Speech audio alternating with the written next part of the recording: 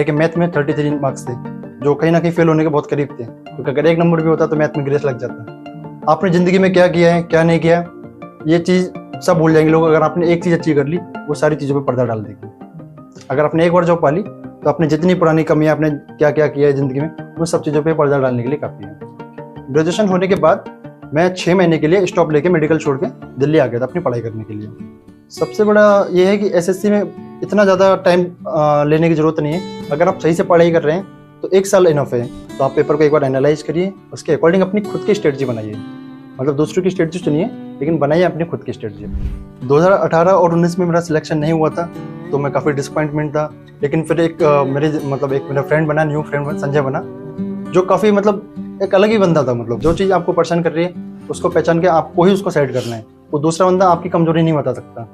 अब जैसे आपका कोई अगर पर्सनल अफेयर है, तो आपको समझ के चलना है कि ये सब चीज़ आपको ही परेशान करने वाली है, तो कहीं ना कहीं आपको ही सेट करना है। अब जैसे एक बार मैं अभी दिल्ली से जा रहा था, तो जीआरपी के इंस्पेक्टर खड़े थे, मैं अपना बैग लगेज ले जा रहा था उसमें चेकिंग कराने, तो वो कहते हैं नहीं सर आप जाइए, आप ऐसे ही जाइए।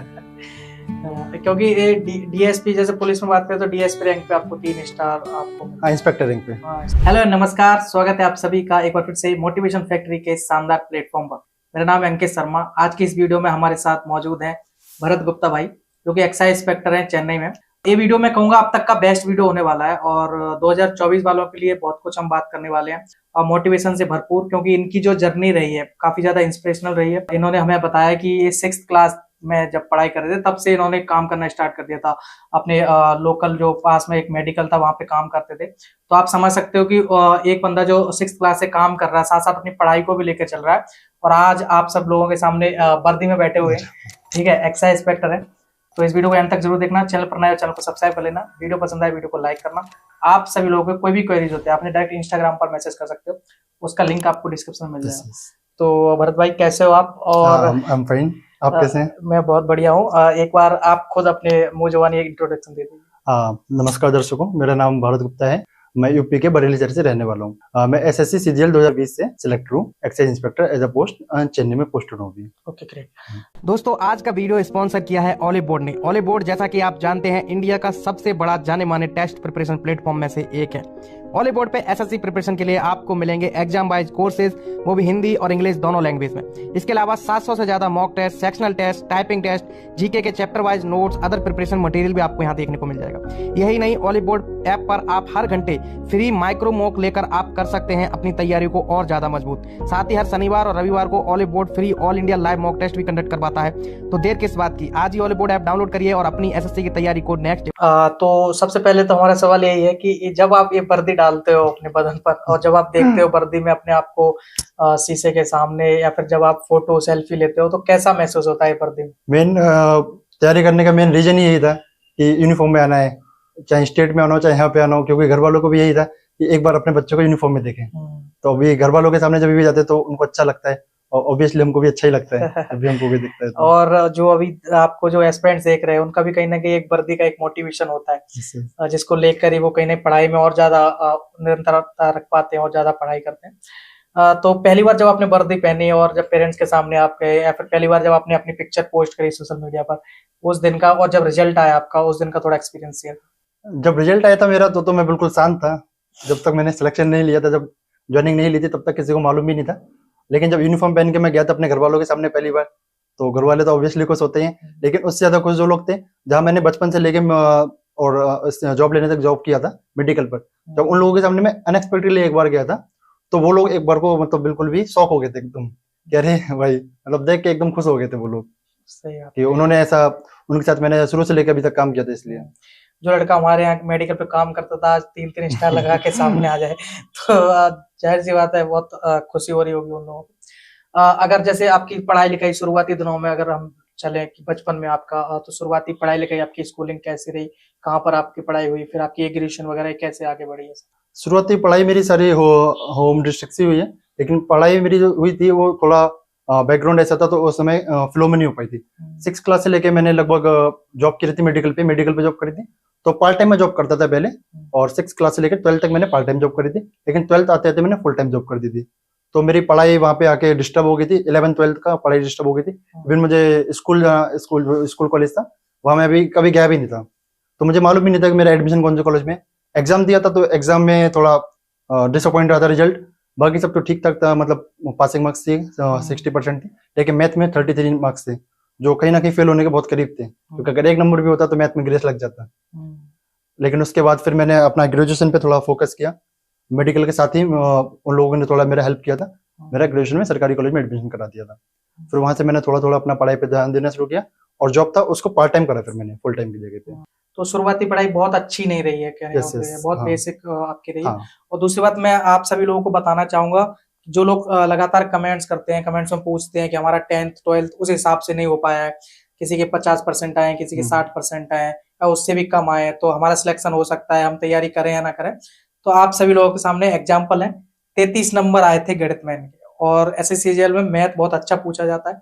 सो जिस बंदे के 33 नंबर आए हों गणित में 12th क्लास में, और वो आज आप सब लोगों के सामने एक्साइज इंस्पेक्टर बन के बैठा है, तो उस बंदे की किस तरीके की स्ट्रेटजी रही होगी मैथ को लेकर, बात करें कैसे उस 33 नंबर से और SSCGL के मैथ की जो लेवल है उस तक पहुंचने में क्या क्या स्ट्रगल करे, क्या कौन सी किताबें यूज करी, कोचिंग कहाँ पर करी, वो सारी चीजें हम डिस्कस करेंगे।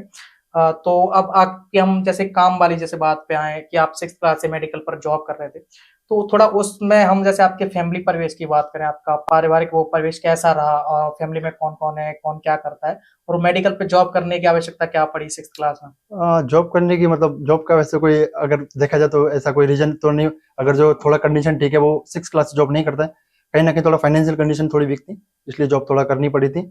लेकिन जॉब थी मेडिकल पर, तो इसलिए उसका कहीं नेगेटिव इम्पैक्ट नहीं पड़ा, कहीं ना कहीं उसका पॉजिटिव इम्पैक्ट रहा, क्योंकि कहीं ना कहीं उससे नॉलेज गेन होती रही, और जो एरिया था वो काफी ठीक था, तो लोगों से मिलना जुलना अटैच होता रहता था, क्योंकि वहीं पे जाके इनकम टैक्स का ऑफिस और GST ऑफिस बराबर में था। तो जब मैं जॉब करता था तो वहां के जो आते थे ऑफिसर्स वगैरह, उनको देख के लगता था कि एक बार अगर ये बन गए फिर लाइफ में किया किया या नहीं, कुछ भी नहीं किया, उन सब चीजों पे पर्दा पड़ जाएगा। तो बस वहीं से पता लगता था कि जब 12th पास आउट किया तब पता लगा कि इनकम टैक्स के ये लोग आते हैं या GST के जो लोग आते हैं, एक बार अगर ये बन गए तो बाकी सारी चीजों पे पर्दा पड़ जाएगा कि पढ़ाई क्या करी, कितने नंबर आए, क्या किया, सब। चलिए अब आपकी तैयारी पे आते हैं कि पहली बार कब आप सीरियस हुए कि मुझे अब SSCGL की तैयारी करनी है और इससे आप एक्साइज इंस्पेक्टर या इनकम टैक्स इंस्पेक्टर बन सकते हो, कब आपको सीरियस पता चला, फिर कैसे ग्रेजुअली आपकी तैयारी आगे बढ़ी? और शुरुआत में एक एस्पिरेंट के बहुत कंफ्यूजन होते हैं कि मुझे कोचिंग करना है कि नहीं करना, और कौन से रिसोर्सेज यूज करना है, वो सब कैसे आपके डाउट्स कैसे क्लियर हुए, क्योंकि उस स्टेज में बहुत सारे एस्पिरेंट्स अभी आपको देख रहे हैं। आफ्टर ग्रेजुएशन, मतलब ग्रेजुएशन के साथ साथ मेरे थोड़े जो फ्रेंड्स वगैरह फ्रेंड सर्कल बना था वो थोड़ा अच्छा लोगों का बन गया था। जैसे मैं कुछ एक नाम मेंशन करना चाहूंगा, हर्षित मेरा फ्रेंड है, हर्षित है, संदीप है। तो ये लोग अच्छे कॉलेज से पढ़े हुए थे, तो इन लोगों के साथ मेरा जो ग्रुप बना था वो पढ़ाई से लेकर रिलेटेड बन गया था, तो वहां के साथ मेरा थोड़ा फ्लो बन गया था। BSc के साथ साथ BSc लास्ट ईयर में मैंने SSC का सोचा था कि SSC का करना है, लेकिन फिर हो नहीं पाया था क्योंकि मैं मेडिकल में जॉब करता था, इधर अपना ग्रेजुएशन चल रहा था। ग्रेजुएशन होने के बाद मैं 6 महीने के लिए स्टॉप लेके मेडिकल छोड़ के दिल्ली आ गया था अपनी पढ़ाई करने के लिए। फिर मैंने यहाँ से बेसिक कोर्स किया, राकेश यादव सर से मैथ्स का कोर्स किया था, और गोपाल वर्मा सर से इंग्लिश का कोर्स किया था। लेकिन वो कोर्स को मैं बीच में ही छोड़ के वापस चला गया था, फिर मेडिकल फिर मैंने ज्वाइन कर लिया था। इस वजह से मेरा थोड़ा पढ़ाई का स्टॉप हो गया था फिर से वापस। तो 2018 में पहला अटेम्प्ट था आपका? हाँ, 2018 मेरा पहला अटेम्प्ट था, जो तो क्लियर नहीं हुआ था। ओके, ये अटेम्प्ट के बारे में थोड़ा बताओ। जब आपने 2018 का एग्जाम दिया, फिर 2019 का दिया, 2020 में आपका सिलेक्शन हुआ, तो इस दौरान ही अटेम्प्ट की जर्नी थोड़ा बताओ कैसे कैसे रही है? 2018 का मेरा जो पहला अटेम्प्ट था उसमें मैं यहाँ पे कोर्स करने आया हुआ था, उस समय मेरा कोर्स भी कंप्लीट नहीं हुआ था, इसलिए वो मैंने अटेम्प्ट दिया था लेकिन हो नहीं पाया था। 2019 के अटेम्प्ट में मैंने अपियर हुआ था, लेकिन यहाँ से वापस जाने के बाद फिर मैंने मेडिकल फिर दोबारा ज्वाइन कर लिया था। तो उस समय जो मेरा यहाँ से टॉपिक हुआ था अर्थमेटिक का हुआ था, और इंग्लिश में ग्रामर वगैरह हुई थी, तो इन्हीं के दम पे मैं गया था। तो 2019 का प्री मेरा हो गया था, लेकिन मेंस में मैं रह गया था। मेंस में मेरे 110 के आसपास नंबर थे, जो नॉर्मलाइज होने के बाद 173 हो गए थे। फिर उसके बाद मुझको रियलाइज हुआ कि बिना एडवांस मैथ के नहीं होने वाला कुछ भी, क्योंकि एडवांस मैथ बहुत बड़ा रोल प्ले करती है। फिर उसके बाद मैंने 2019 का जब रिजल्ट आया, जब मुझे पता लगा नहीं होने वाला है, फिर 2020 का जब आया, उससे पहले ही मैंने मेडिकल से पार्ट टाइम जॉब शुरू करी, और फिर मैंने यूट्यूब से एडवांस मैथ का कोर्स करना शुरू किया। जो भूते सर सीरीज चलाते हैं, टियर 2 सीरीज, वो एडवांस मैथ मैंने सारी वहीं से पढ़ी थी, उनकी एक एक वीडियो मैंने वहीं से करी थी। तो एडवांस मैथ जब मेरी पूरी हो गई थी और अर्थमेटिक पहली हो रखी थी, फिर 2020 में मेरा फाइनली होपफुली हो गया था। ठीक है। अभी अगर जैसे स्ट्रेटजी पर हम आपके आए कि स्ट्रेटजी आपने कैसे बनाई शुरुआती में, और मैं आप सभी को क्लियर कर देना चाहता हूँ कि आप कमेंट्स भी करते हो कि 2020 के सिलेक्टेड हैं या 2019 के सिलेक्टेड हैं, तो इनकी स्ट्रेटजी हमारे लिए इतनी कारगर नहीं होगी, क्योंकि उसके बाद सिलेबस भी चेंज हुआ और एग्जाम पैटर्न भी चेंज हुए। तो इन्होंने 2023 का भी एग्जाम दिया है और काफी अच्छे मार्क्स हैं उसमें भी। तो ये आपको स्ट्रेटजी बता सकते हैं, तो इसको बहुत ध्यान से सुनना है जो 2024 की तैयारी करने वाले हैं। तो आप थोड़ी अपनी स्ट्रेटजी भी बताओ कि उस परिस्थिति में रह के कैसे आपने जैसे कौन सी किताबें पढ़ी और कैसे तैयारी करी, और थोड़ा उसको 2024 वालों को ध्यान में रखते आपको बताना है कि वो क्या क्या कैसे कैसे कर सकते हैं। तो हम जैसे शुरुआत मैथ से ही कर लेते हैं, मैथ, इंग्लिश, रीजनिंग और जीके जीएस का भी अभी वेटेज बढ़ा दी, तो ऐसे सीरीज में चलेंगे। तो मैथ के बारे में थोड़ा बताओ, आपने कैसे तैयारी करी, उनको कैसे करना चाहिए। मैथ्स में मतलब आप किसी भी अगर एक टीचर को फॉलो करते हैं तो बहुत ज्यादा डिस्ट्रैक्ट होने की जरूरत नहीं है। आप किसी भी टीचर सारे अच्छे हैं बस, लेकिन उनको कंटिन्यूसली फॉलो करना है। किसी भी एक बुक को आप पकड़ लीजिए, जैसे अभी गगन प्रताप सर की मैथ्स की बुक है या किसी भी टीचर के भूते सर की मैथ्स की बुक है, काफी अच्छी है। तो आप उन लोगों को किसी एक को फॉलो कर लीजिए और प्रीवियस ईयर जो क्वेश्चन है वो कंपलसरी करने है। प्रीवियस ईयर क्वेश्चन के बिना कुछ नहीं होने वाला है। और इंग्लिश की बात करें तो इंग्लिश कैसे करा आपने। इंग्लिश में आपको जो वोकैब का पार्ट है वो आपको सेल्फ लेके ही चलना है, वो किसी पे डिपेंडेंट नहीं होना है। वोकैब में मतलब वन वर्ड सब्स्टिट्यूशन हो गया या इडियम फ्रेजेस हो गए, सोनोनियम, एंटोनियम, ये सारा का सारा अपने आप करना है, क्योंकि टीचर ये सब चीज नहीं करा सकता। ग्रामर का पार्ट जो है वो आपको टीचर रूल वगैरह सिखा देगा, उसका प्रैक्टिस आपके ऊपर है। इसमें भी वही प्रीवियस ईयर कंपलसरी है। और अगर आपके हैबिट डालना चाह रहे हो तो रीडिंग न्यूज़पेपर बढ़िया है, मस्ट है। ओके, इसमें एक पॉइंट निकल के आता है कि बहुत सारे बच्चे के डाउट्स ये रहते हैं कि जैसे आपने न्यूज़पेपर का बताया, फिर कोई बोलते हैं नोवेल पढ़ो, न्यूज़पेपर पढ़ो, लेकिन उनकी जैसे गांव से पढ़ाई लिखाई हुई है, इतनी अच्छी पढ़ाई नहीं हुई, तो इंग्लिश से बहुत डर लगता है उनको। न्यूज़पेपर तो उनको हवा लगती नहीं है न्यूज़पेपर की, नोवेल पढ़े तो उसमें भी कुछ समझ में नहीं आता। तो वो थोड़ा इंग्लिश का थोड़ा ऐसे बताओ कि इंग्लिश कैसे शुरू कैसे करें कि मोटिवेशन भी उनका बना रहे, ऐसा ना लगे कि यार कुछ समझ में नहीं आ रहा, वो इस चक्कर में छोड़ भी देते हैं। तो कहाँ से शुरुआत कहाँ से करें, बिल्कुल बेसिक इंग्लिश। इसके लिए सबसे बढ़िया यही रहेगा, आप पहले अपने वोकैब का पार्ट स्ट्रॉन्ग कीजिए, क्योंकि वोकैब का पार्ट स्ट्रॉन्ग होगा तब आप अगर कुछ भी पढ़ेंगे तो उसका मीनिंग थोड़ा निकाल पाएंगे। और न्यूज़पेपर को पढ़ने की बजाय एकदम आप जो 6-7 क्लास के बच्चे की बुक होती है उससे स्टोरी वगैरह पढ़ना स्टार्ट कीजिए, क्योंकि एक बार अगर आपकी हैबिट बनेगी तो फिर आप उस पर सीधा कर सकते हैं। वोकैब के लिए कौन सी बुक सजेस्ट करो। वोकैब के लिए अभी ब्लैक बुक काफी अच्छी है। ब्लैक बुक तो अब उसमें कैसे आप कैसे आप याद कैसे करते हैं, जैसे कि होता क्या भूल जाते हैं, 10 एंट्रो कर लिए एसनो के लिए, वो दूसरे दिन भूल जा रहे हैं, कैसे आप याद करते हैं। मैंने अपना जो किया था वैसे किया था वोकैब का। जैसे एक पेज है, एक पेज पे अगर 20 वर्ड लिखे हुए हैं तो 20 वर्ड के आगे मैंने अब जैसे कोई भी वर्ड एजिडुअस है तो एजिडुअस के आगे मैंने गूगल किया, उसके 4-5 वर्ड जो भी निकल के आते थे वो मैं सारे लिख लेता था साथ में। तो उससे होता क्या था, जैसे 20 वर्ड है एक पेज पे और मैंने बनाया कि एक दिन में एक पेज करना है, तो 20 वर्ड इंटू 5, 100 वर्ड एक दिन में हो जाएंगे। इससे होता क्या था, जो हमने 5 वर्ड लिखे हैं ना ये आगे कहीं ना कहीं मिलने वाले हैं, तो वो जो आगे मिलने वाले हैं वो पहले से पहले ही कवर हो जाएंगे और इससे एक दूसरे से रिलेट भी हो जाएंगे। तो मैंने रिलेट करके याद किए थे इसको। ओके, जैसे आप जीके जीएस का वेटेज बढ़ा देगा, 2023 में आपने जीके जीएस बहुत अच्छी तरीके से पढ़ा भी होगा, तो कैसे पढ़ा था आपने और 2024 के लिए क्या सजेशन दोगे। अभी तो पहले तो जीके जीएस उस समय इतना नहीं आता था तो इंसान एक बार को स्किप भी कर देता, लेकिन अभी स्किप करके काम नहीं चल रहा है। तो जीके जीएस में 2 पार्ट होते हैं, एक आपका स्टैटिक होता है और एक आपका मतलब स्टैटिक वाला होता है, और आप दूसरे को उसमें जो मीडिएवल है, हिस्ट्री वगैरह या जो भी पार्ट होता है उसमें डिवाइड कर सकते हैं। तो स्टैटिक तो आपको खुद ही करना पड़ेगा, ठीक है। स्टैटिक में आप सोर्स ले सकते हो, यूट्यूब से ले सकते हो, गूगल से ले सकते हो, हेल्प से उनके खुद के आपको नोट्स बनाने पड़ेंगे। जैसे 20 से 25 टॉपिक होते हैं, जैसे मैं आप कुछ नाम रेफर करना चाहूंगा, जैसे इंटरनेशनल हेडक्वार्टर हो गया या नंबर ऑफ प्लेयर्स हो गए ना टीम, ठीक है, और पासिस हो गए, लेक्स हो गई, रिवर्स हो गई, और आपका नेशनल पार्क्स हो गए। इस तरह से जो भी हैं सारे टॉपिक आप बना लीजिए, तो ये आपका कहीं ना कहीं आधा पार्ट कवर हो जाएगा। करंट पे आप एकदम मत भागिए, लास्ट में जब आए आप तो लास्ट 6 मंथ और या 1 ईयर का आप करंट अफेयर कर लीजिए। बाकी आप अब हिस्ट्री का करिए तो हिस्ट्री को 3 पार्ट में डिवाइड करिए, एंशिएंट, मीडिएवल और आपका ये मॉडर्न हिस्ट्री। और ज्योग्राफी में भी आप वर्ल्ड ज्योग्राफी, इंडियन ज्योग्राफी ऐसे डिवाइड करिए। ज्योग्राफी और हिस्ट्री और बायोलॉजी ये 3 चीजें जरूरी है करना, और पॉलिटी, ये 4 चीजें करना जरूरी है। पॉलिटी में भी आप डिवाइड कर सकते हैं, जैसे इंपोर्टेंट आर्टिकल्स वगैरह अलग कर सकते हैं और अमेंडमेंट्स अलग कर सकते हैं, तो इस तरह से आधा करके कर सकते हैं। ओके, अब जैसे आपके रिवीजन की या फिर आपके रूटीन की हम बात करें तो ये आपका कैसे रूटीन कैसे रहता था, रिवीजन साइकिल क्या रहती थी, जैसे पूरे वीक में आप जैसे 2 सब्जेक्ट पढ़ते थे या फिर पूरे वीक में सारे सब्जेक्ट पढ़ते थे हर दिन, कैसे स्ट्रेटजी थी? मैं डेली सारे सब्जेक्ट पढ़ता था, मतलब ये रहता था मेरा डेली, अगर 6-7 घंटे मुझको मिल रहे हैं तो मैक्सिमम टाइम उस समय मैक्सिमम टाइम में मैथ पे देते थे, क्योंकि उस टाइम मैक्सिमम मैथ में 100 क्वेश्चन आते थे मेंस में, तो 3 से 4 घंटे मैथ्स पढ़ता था।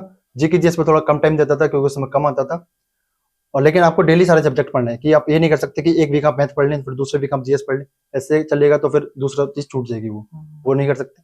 आपके पास अगर दिन में जितनी भी आवर्स हैं उसके अकॉर्डिंग आप टाइम को स्प्लिट कीजिए और उसी के अकॉर्डिंग पढ़िए। अगर आपके पास कम टाइम है तो आप उसके अकॉर्डिंग पढ़िए, ओके। लेकिन डेली पढ़िए। ओके, अब मोटिवेशन की अगर हम बात करें कि मोटिवेटेड कैसे रहे, और आप इतने जैसे 2018 में आपका सिलेक्शन हुआ, ठीक है, 2019 में भी आपका सिलेक्शन, 2020 में आपका सिलेक्शन हुआ, ठीक है, तो 3 साल वो, उससे पहले भी आप तैयारी शुरू कर चुके होंगे, 3-4 साल आपको लगभग लग गए, और फाइनेंशियल कंडीशन भी आपकी इतनी अच्छी नहीं थी, और वो जिस एरिया से आप आते हो वहाँ इतना माहौल भी नहीं होगा, जितना मैं समझ पा रहा हूँ, ये गवर्नमेंट जॉब का और ये सब। तो कैसे अपने आप को मोटिवेटेड रखते थे? कुछ लोगों के ताने भी आपने को सुने आपने, कैसा था वो सब? 2018 और 19 में मेरा सिलेक्शन नहीं हुआ था तो मैं काफी डिसअपॉइंटमेंट था। लेकिन फिर एक मेरा फ्रेंड बना, न्यू फ्रेंड संजय बना, जो काफी मतलब एक अलग ही बंदा था। मतलब वो बहुत ज्यादा मतलब हर चीज को लेके डिसिप्लिन था। तो उसके साथ फिर मैंने जब वो मिला तो उसके साथ मैंने अपनी तैयारी स्टार्ट करी, और उसके साथ फिर मेरा शेड्यूल बन गया पूरा का पूरा। वो घर पे रह के हम लोग साथ में तैयारी करते थे, घर पे रह के एक ही रूम में। मैं अपने मेडिकल से लौट के आता था और वो अपना आ जाता था टाइम से, पंक्चुअल था बिल्कुल काफी। तो उसके साथ मेरा एक डिसिप्लिन बन गया था कि इतना करना है, मेरा टारगेट था कि इतना करना है तो दिन में इतना करना ही करना है, उसके बाद ही वो जाता था। तो इस वजह से मुझे इससे मोटिवेशन मिलता था कि मतलब उसके पापा जो थे आर्मी में थे तो वो काफी डिसिप्लिन था। और मोटिवेशन का तो ये रहा कि जो बंदा शुरू से काम कर रहा है तो उसको मालूम है कि मोटिवेशन खुद का इनर का ही आना है, बाहर का किसी को देख के नहीं आना है। जब सामने वाले बंदे को देखोगे, आपकी दुकान पे इतने बड़े बड़े लोग आ रहे हैं तो उनको देख के मिल जाता था मोटिवेशन। तो बच्चों को आज ज्यादातर चीजें अभी डिस्ट्रैक्शन बहुत परेशान करता है, वो कंसिस्टेंसी नहीं रख पाते, लगातार नहीं पढ़ पा रहे हैं। सोशल मीडिया का भी इतना अभी रोल हो गया है लाइफ में, तो वहाँ भी कहीं ना कहीं डिस्ट्रैक्शन उनको मिल रहा है।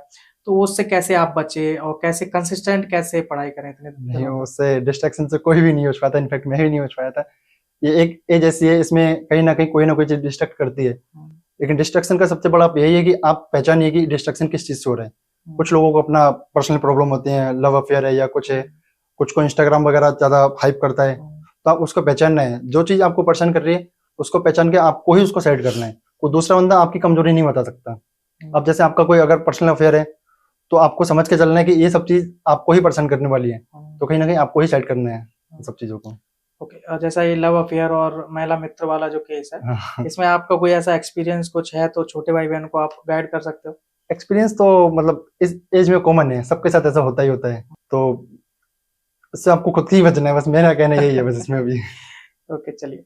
अभी जो आपकी एक्साइज इंस्पेक्टर की ये पोस्ट है, तो इस पोस्ट के बारे में थोड़ा बात कर लेते हैं, क्योंकि इस पोस्ट का काफी ज्यादा क्रेज हो गया है सोशल मीडिया पे, यूट्यूब पर, और अभी जैसे इंटरव्यू भी लोग देखेंगे तो काफी ज्यादा मोटिवेशन लेते हैं, क्योंकि स्टार जो चमकते हैं शोल्डर पे। तो इस पोस्ट के बारे में थोड़ा बताओ, कैसा वर्क कल्चर कैसा है, कैसी वर्क लाइफ है, और कितनी सैलरी आपको मिलती है, ये सब ऑफिस का थोड़ा बताओ कैसे क्या रहता है सर। ठीक है, सबसे पहले तो मैं आपको ये बता दूं कि एसएससी के थ्रू काफी सारी पोस्ट होते हैं, लेकिन सबसे ज्यादा हाइप अभी यही है क्योंकि इसमें यूनिफॉर्म है, इसलिए हाइप है इसकी। बाकी सारी जॉब नॉर्मल है और ये भी जॉब काफी अच्छी है। और सैलरी का ये है कि इसमें एक्स सिटी में आपकी जो ग्रोस सैलरी होती है वो होती है 90,000 प्लस, और इन हैंड सैलरी अगर एक्स सिटी में तो आपकी 75 प्लस इन हैंड सैलरी रहेगी। वर्क कल्चर वही नॉर्मल है। आप अगर 10:30 बजे से ऑफिस शुरू होता है और 6 बजे तक ऑफिस चलता है। हर जगह बायोमेट्रिक नहीं है तो डिपेंड करता है, तो वेरी टू वेरी आप टाइम से थोड़ा लेट भी जा सकते हैं। जैसे मेरे कुछ फ्रेंड्स हैं एएसओ में टाइम काफी पंक्चुअल रहता है कि आपको सुबह जाना है टाइम पे, 9:30 बजे तक जाना है, फिर ऑफिस से टाइम पे लौट के ही आना है, ऐसा नहीं है इसमें। ओके, ये वर्दी पहन के आप जैसे कहीं बाहर रोड पे गए हो या पब्लिक प्लेस पे, जैसे मेट्रो में या फिर बस में कहीं गए हो, ऐसा कोई एक्सपीरियंस आपका हुआ वर्दी से रिलेटेड कुछ ऐसा हुआ है अभी?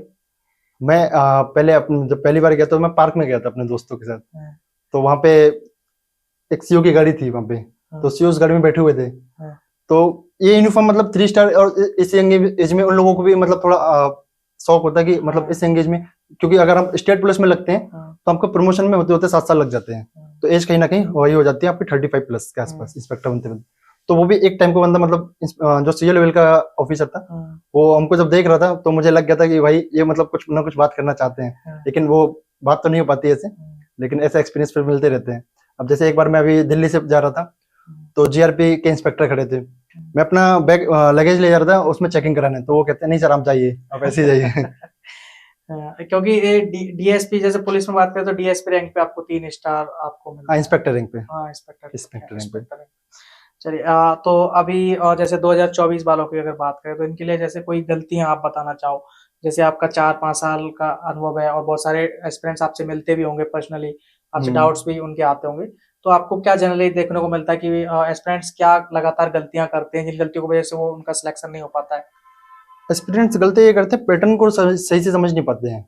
मतलब पैटर्न्स को आप सही से समझे बिना अगर आप उसको एकदम ब्लाइंडली फॉलो करेंगे तो वही चीजें लैग करेंगे। सबसे पहले जरूरी है प्रीवियस क्वेश्चंस को, प्रीवियस पेपर्स को उठाएं कि एसएससी पूछ क्या रहे हैं और नंबर ऑफ क्वेश्चंस के पैटर्न्स क्या हैं, मतलब क्वेश्चंस के पैटर्न्स क्या हैं, उस चीज को आप फॉलो करिए। क्योंकि अगर ब्लाइंडली किसी टीचर को फॉलो करेंगे और उनकी बुक को फॉलो करेंगे तो आप पेपर को नहीं देखेंगे तो आइडिया नहीं लग पाएगा पेपर पूछना क्या चाह रहे हैं। तो आप पेपर को एक बार एनालाइज करिए, उसके अकॉर्डिंग अपनी खुद की स्ट्रेटजी बनाइए।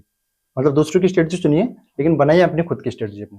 ओके, अगर जैसे नंबर ऑफ क्वालिटीज की बात करें, जैसे बहुत सारे एस्पिरेंट्स हैं वो स्ट्रगल करते थे, जैसे यूपीएससी में भी हम देखते हैं कि 4-4 5-5 अटेम्प्ट हो जाते हैं, नहीं सिलेक्शन ले पा रहे हैं, और कुछ होते हैं जो पहले अटेम्प्ट में सिलेक्शन ले लेते हैं।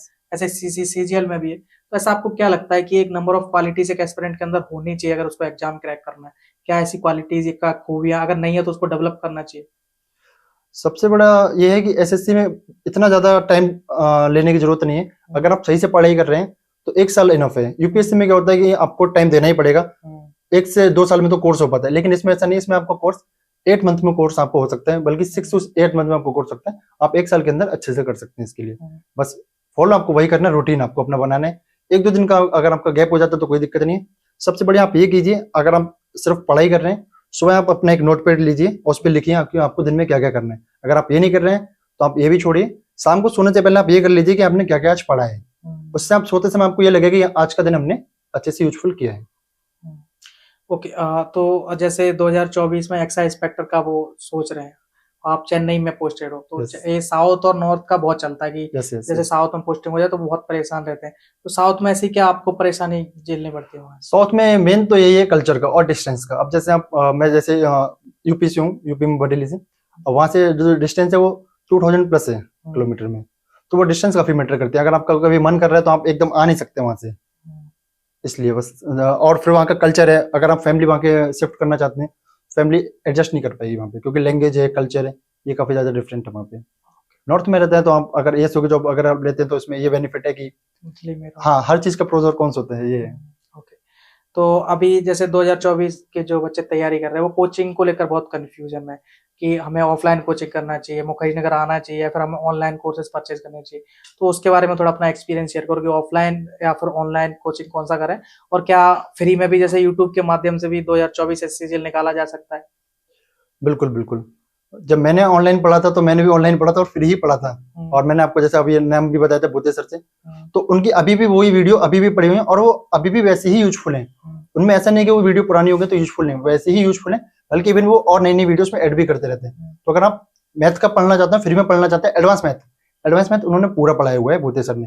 बाकी आप उनका कोर्स भी ले सकते हैं या किसी भी टीचर का ले सकते हैं। मैं भूते सर का इसलिए बता रहा हूँ क्योंकि मैंने उनसे पढ़ा हुआ है। ओके, तो हमने आपकी स्ट्रेटजी की बात कर ली और आपकी जर्नी भी लगभग डिस्कस कर ही ली है। जैसे मॉक टेस्ट की अगर बात करें तो मॉक टेस्ट कितना इंपॉर्टेंट होता है तैयारी में, और कब शुरू करना है देना, कौन से मॉक टेस्ट देना है, आपने कौन से दिए थे, ये सब थोड़ा? मॉक टेस्ट तो आपको कंपलसरी देने पड़ेंगे। आपको अपनी एक बार अपनी स्ट्रेटजी बना ली और तैयारी कर ली, कोर्स कर लिया, उसके बाद आपको मॉक टेस्ट कंपलसरी ही देने हैं। जैसे मैंने अपना एक बार कोर्स कंप्लीट कर लिया था, एक बार, और कोर्स कंप्लीट करने के साथ ही मैंने मॉक टेस्ट देने स्टार्ट कर दिए थे। आप ये नहीं कि कोर्स कंप्लीट कर लो फिर बहुत अच्छे से रिवीजन करो उसके बाद देने स्टार्ट करो, कोर्स कंप्लीट होने के साथ साथ ही हम मॉक टेस्ट देने स्टार्ट करो। जैसे मैंने ओली बोर्ड का जो लाइव मॉक टेस्ट आता था उस पर बहुत ज्यादा रिलेवेंट था, इसलिए मैंने उसको वीकली हमेशा देता था। और ओली बोर्ड को जो अभी उसका सब्सक्रिप्शन होता है वो भी ले रखा था। उनके जो मॉक टेस्ट है काफी रिलेवेंट होते हैं, और जो लाइव मॉक टेस्ट होता है उसमें काफी ज्यादा नंबर्स में एक्सपीरियंस होते हैं, तो आप वहाँ पे आपकी लाइव रैंक पता लगती है। तो वो चीज काफी यूजफुल है कि आप अपने आप को कंसिडर कर पाओगे आप कहाँ पे भी मैटर कर रहे हो। ओके, जैसे आप लास्ट में हम जो दर्शक आपको देख रहे हैं या फिर इस इंटरव्यू में कुछ ऐसी बातें छूट गई जो मैं पूछना भूल गया, या फिर आपके लास्ट में क्या मैसेज उनके लिए रहेंगे, क्या आप चाहे वो मोटिवेशनल पर्सपेक्टिव से हो, स्ट्रेटजी पर्सपेक्टिव से हो, लास्ट में क्या संदेश देना चाहो? एस्पिरेंट्स के लिए बस यही है कि अगर आप ठीक ठाक आपने पढ़ाई करी है तो आप एसएससी आराम से निकाल ले जाओगे। अगर आपने नहीं भी करी, जैसे बहुत लोगों का यही डाउट होता है कि मेरे पास भी मतलब क्वेश्चंस में आते हैं, लोगों की क्वेरी आती है कि मेरी पढ़ाई अच्छी नहीं है, मैं मैथ में अच्छा नहीं हूँ, तो मैं मैथ कैसे करूंगा सर, और मेरी इंग्लिश नहीं अच्छी है क्योंकि मैं यूपी बोर्ड से हूँ या अपने स्टेट बोर्ड से हूँ, मैंने इंग्लिश में नहीं रहा है तो इंग्लिश कैसे करूँ। तो कोई भी शुरू से सीख के नहीं आता है, और ये गवर्नमेंट जॉब में मेनली बंदा वही आता है जो कहीं ना कहीं स्ट्रगल में होता है या जिसकी पढ़ाई अच्छे से नहीं होती है। तो आप ये तो मत घबराओ कि आप यहाँ पे अकेले हो, आपके जैसे ही सारे बच्चे यहाँ पे हैं। तो आप अपने आप को डिमोटिवेट मत महसूस करो, लेकिन आप अपने अच्छे से पढ़ाई करो, ये है। और बाकी दूसरी सबसे बड़ी बात ये है, आप कहाँ से जाते हो ये मैटर नहीं करता है। आप कहाँ से आते हो ये मैटर नहीं करता है, आप कहाँ तक जाते हो मैटर ये करता है। आपने जिंदगी में क्या किया है क्या नहीं किया, ये चीज सब भूल जाएंगे लोग। अगर आपने एक चीज अच्छी कर ली, वो सारी चीजों पे पर्दा डाल देगी। अगर आपने एक बार जॉब पाली, तो आपने जितनी पुरानी कमियां आपने क्या क्या किया है जिंदगी में, उन सब चीजों पे पर्दा डालने के लिए काफी है। अभी एक दो सवाल और मेरे दिमाग में आए, जैसे कि एग्जाम प्रेशर बहुत होता है बच्चों को, मॉक टेस्ट में अच्छा करते हैं लेकिन जैसे एग्जाम हॉल में जाते हैं तो गुड़ गोबर कर देते हैं, 2 4 10 नंबर का इधर उधर गलत हो जाता है तो उनके सिलेक्शन नहीं हो पाता। तो एग्जाम प्रेशर को कैसे हैंडल करना चाहिए एक एस्पिरेंट को? एग्जाम प्रेशर को आप थोड़ा काम माइंड में रहिए, उसकी पहले से हैबिट डालिए। आप जब आप मॉक टेस्ट लगा रहे हो तो उसको आप पूरा मतलब चीटिंग मत करिए। सबसे पहली बात तो कुछ लोग क्या करते हैं मॉक टेस्ट में चीटिंग करते हैं कि आप थोड़ा रोक दिए, पॉज कर दिए उसको, या फिर आप क्योंकि वहां पे आप थोड़ा मोटिवेट रहना चाहते हैं तो नंबर थोड़ा इंक्रीज कर लेते हैं कैसे भी करके, तो वो आप मत करिए। सबसे बड़ी बात तो ये, और थोड़ा हैबिट डालिए। अगर आपके आसपास कोई लैब हो तो लैब में जाके आप मॉक टेस्ट 1 2 बार ट्राई करिए, जहाँ पे बहुत सारे बच्चे बैठे हो। आजकल लगभग हर सिटीज में लैब है ऐसी, तो वहाँ पे बहुत सारे बच्चे बैठे हो, वहाँ पे आप मॉक टेस्ट दीजिए, क्योंकि एग्जाम का जो प्रेशर होता है वहाँ पे बहुत सारे बच्चे लाइन से बैठे होते हैं, तो आपको 1 2 बार नंबर कम भी आएंगे। और नंबर कम आए तो आप उसको डिमोटिवेट मत होइए, ये सोचिए अगर आपके वहां कमाएंगे तो वहां क्या होगा, इसलिए पहले से हैबिट डाल के चलिए। ओके। और दूसरा एक CHSL का भी एग्जाम होता है और Yes. MTS और GD का भी अभी वैकेंसी आ गई है, तो इन सबको एक साथ कैसे लेके चले? जैसे टारगेट तो उसका CGL है, तो इन सबको एक साथ कैसे लेके उसको चलना चाहिए, या फिर उसको CGL पर ही फोकस करना चाहिए, कैसे करें? देखिए मतलब सिलेबस में सब में अभी यही है, CGL हो, CHSL हो और MTS हो। इंग्लिश और इंग्लिश, GS, मैथ्स, रीजनिंग चारों में कॉमन है। सिलेबस आपका वही रहना है, और कोई भी मतलब आप ये नहीं कह सकते कि अपने CGL की तैयारी करिए तो MTS आप निकाल के ले जाओगे। किसी भी एग्जाम को आप हल्के में मत लीजिए, क्योंकि इवन ऐसे मैंने देखा है कि लोग CGL निकाल के ले जाते हैं और MTS रह जाता है। तो आप अगर MTS का भी देना भी चाह रहे हैं तो आप उसको उतनी ही सीरियसनेस के साथ दीजिए जितना आप CGL का देना चाह रहे हैं। बाकी उसमें MTS में क्या होता है कि अर्थमेटिक आती है, एडवांस नहीं आती है, वो अलग बात है, लेकिन जो अर्थमेटिक आती है उसका पोर्शन काफी अच्छा होता है, आप उसको सीरियसनेस के साथ दीजिए। लास्ट में मैं अपने चैनल के बारे में थोड़ा पूछना चाहूंगा, इससे पहले आपने मोटिवेशन फैक्ट्री को कब देखा था और इससे क्या जनरली बच्चों की हेल्प हो रही है? मैंने आपके इंस्टाग्राम पोस्ट पे आपके साथ एक इंस्टेंटली कोलैबोरेशन किया था, एक पोस्ट पे मैंने, शायद आपको याद भी होगा। फिर मैंने उसको देखा था, आपके काफी सारे शॉर्ट्स इंस्टाग्राम पे पड़े हुए थे, वहाँ पे लोगों की क्वेरीज भी काफी आती थी। तो फिर मैं भी एक बार मैंने भी शायद आपसे इंटरेक्शन किया था कि आप कहाँ से हैं और आप कहाँ पे। फिर मैंने आपके थ्रू से पता लगा कि आपका यूट्यूब चैनल भी है, वो भी मुझे कुछ दिन पहले ही पता लगा था। फिर मैं उसको स्क्रॉल किया तो मैंने देखा यार यहाँ पे तो काफी लोगों की क्वेरीज आती हैं और काफी लोगों को हेल्पफुल भी होता है, तो काफी अच्छा है आपका। चलिए, काफी अच्छा लगा आपसे बात करके, और thank you so much once again कि आप यहाँ पर आए। उम्मीद करते हैं दोस्तों आपको भी बहुत कुछ सीखने को मिला होगा इस इंटरव्यू से, जिस तरीके से भरत भाई की जर्नी रही, शुरुआती में इतना स्ट्रगल किया और आखिर में आके उनको जो सफलता मिली है, जो सितारे आज उनके कंधे पे चमक रहे हैं, वो देखकर आप भी खुश हो रहे होंगे। उसमें कहीं ना कहीं घर वालों का आशीर्वाद और ऊपर वाले का आशीर्वाद तो रहता ही है, वो तो सही था, वो भी इस बात है। हाँ, तो आप सभी लोगों को बहुत मोटिवेशन मिल रहा होगा, तो इस मोटिवेशन को ऐसे ही बरकरार रखें। बाकी मोटिवेशन फैक्ट्री आप सभी लोगों के साथ हमेशा खड़ा है और ऐसे टॉपर स्टॉक आपके लिए लाते रहेंगे। और 2024 वालों के लिए हम कुछ और भी प्लान कर रहे हैं, जैसे कि फ्री रिसोर्सेज कुछ अवेलेबल उनके लिए करा पाए, फ्री कुछ क्लासेस हम कंडक्ट करवा पाए, तो वो हमारा चैनल है SSC फैक्ट्री, उसको जाकर जरूर सब्सक्राइब कर लें।